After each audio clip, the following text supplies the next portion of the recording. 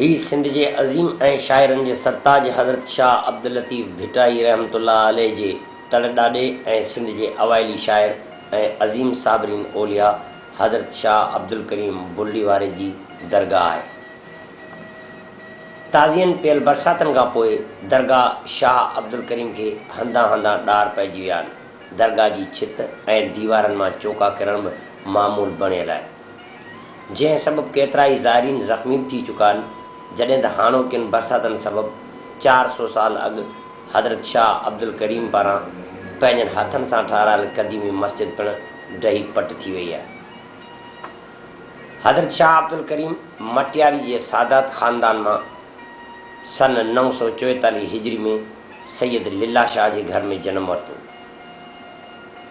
जीअं त शाह अब्दुल करीम जे बुज़ुर्गनि जो ताल्लुक़ बुल्ली शाह करीम सां तमामु पुराणो हो ऐं मौजूदा टंडो मोहम्मद ख़ान, ठट्टो ऐं बदीन ज़िलनि में हिननि जा हज़ारे मुरीद हुआ। इन करे शाह करीम जे वालिद जी वफ़ात बाद संस हुकुम मुताबिक़ हिन शाह करीम पहुची उते पंहिंजो मस्कन ॾियो ऐं पंहिंजी सूफ़ियाणी ऐं साबरीन तबाह ऐं मिज़ाज सां दीनो दर्स जी तबलीग शुरू कई। शाह करीम न सिर्फ़ु वॾो बुज़ुर्ग ऐं साबरीन ओलिया हो, पर उन सां गॾोगॾु वॾो शाइर पिणु हो। कुता क़रीबनि जा दावा ॾिसी मदड़, जिन सेखारियो वड़ ॾंद ॾेखारियईं तिन खे। हिन जी कामल बुज़ुर्गी सबबु लाड़ सिंध जा लखे माण्हू शाह साईं जी मोहबत में अची हिन जा मुरीद ऐं अक़ीदतमंद बणिजी विया। शाह करीम जे मुरीदनि में वॾी अक्सरियत जत ऐं कच्छी माण्हुनि जी आहे, जेके सदियुनि खां हिन जा मुरीद आहिनि। शाह करीम जे सालियाने उर्स मुबारक ते सिंध जी कुंड कुड़िछ मां कही ईंदड़ अक़ीदतमंदनि जी अक़ीदत जो अंदाज़ो इन ॻाल्हि मां बि लॻाए सघिजे थो त हू उर्स मुबारक जी शुरूआति खां वेंदे पछाड़ी ताईं बुल्ली शाह करीम शहर में पहिरें उघाड़ा हलंदा आहिनि। न सिर्फ़ु एतिरो, पर इहे मुरीद उर्स मुबारक जे मौक़े ते पंहिंजनि ॿारनि ऐं नियाणियुनि खे बि हिते वठी ईंदा आहिनि त जीअं उहे पंहिंजे मुर्शिद जी चांट ते हाज़िरी भरे पंहिंजी मोहबत ऐं अक़ीदत जो इज़हार करे सघनि। हज़रत शाह अब्दुल करीम रहमतुल्लाह अलैह जी मौजूदा दरगाह संस पड़पोटे ऐं सिंध जे अज़ीम शाइर हज़रत शाह अब्दुल लतीफ़ भिटाई पंहिंजी मौजूदगी में मुल्तान मां सिरूं घुराए पाण वेही तामीर कराई हुई ऐं दरगाह हज़रत शाह अब्दुल करीम जे साम्हूं शाह लतीफ़ जो उहो आस्थानो अॼु बि मौजूदु आहे। ऐं बाद में सिंध जे हाकिम ग़ुलाम शाह कलोड़े हज़रत शाह अब्दुल लतीफ़ भिटाई जी दरगाह खे हज़रत शाह अब्दुल करीम बुल्ली वारे जी दरगाह जहिड़ो ई ठारायो ऐं ॿिन्ही दरगाहनि में यकसानियत ऐं मुशाबियत हिकु जहिड़ी आहे।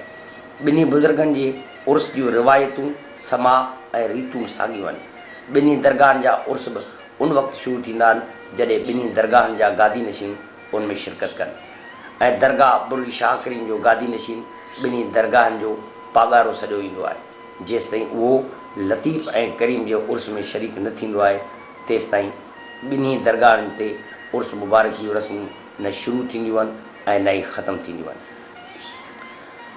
हज़रत शाह अब्दुल करीम बुल्ली वारे जे सबर जा किसा बि मशहूरु आहिनि। रिवायत आहे त हिन खे कावड़ न ईंदी हुई। हिकु भेरे बुल्ली नाले हिकु औरत शाह करीम जे सबर खे आज़माइण लाइ हिन जी दावत कई ऐं जॾहिं शाह साईं उते पहुता त उन औरत शाह साईं खे कावड़ाइण जे लाइ उन जे मथां गरम रब हारे छॾी, पर कावड़ करण बदिरां मथे ऐं मुंहं ते हारियल रब खे पंहिंजनि हथनि सां लाहे खाईंदो रहियो। हिन जे इन सबर खे ॾिसी माई बुल्ली पुछियो त साईं, अव्हांखे छो कावड़ न आई?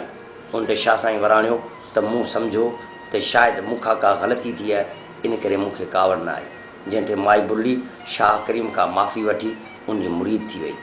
रिवायत आहे त शाह साईं माई बुल्ली खे चयो त हिन शहर खे बुल्ली शाह करीम जे गॾियल नाले सां तारीख़ जे अंदरि यादि कयो वेंदो।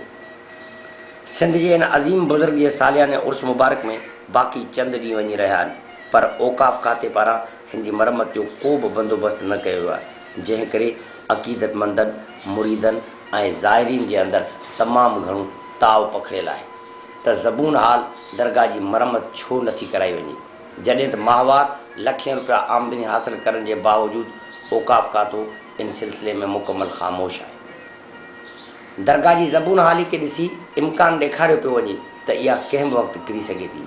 ऐं जेकॾहिं ईअं थियो त तमामु वॾो जानी नुक़सानु पिणु थी सघे थो। असांजी हुकूमत ते फ़र्ज़ु आहे थिए थो त सिंध जे हिन अज़ीम ओलिया ऐं शाइर जी दरगाह जी फौरी मरम्मत कराए उनखे के इम्कानी हादसे खां बचाइण लाइ फौरी उपाउ वठे। ज़रूरत इन ॻाल्हि जी आहे त सिंध जे हिन अज़ीम दरगाह ऐं शाइरनि जे सरचात हज़रत शाह अब्दुल लतीफ़ भिटाई रहमतुल्लाह अलैह जिन जे तड़ ॾाॾे जी हिन दरगाह जे रहियल कम खे मुकमल करायो वञे। हितां जे लखें मुरीदनि अक़ीदतमंदनि ज़ाइरीन ऐं ॿियनि माण्हुनि जे अंदरि पैदा थियल रंजिशूं ऐं ॾुख जी लहर ख़तमु थी सघे।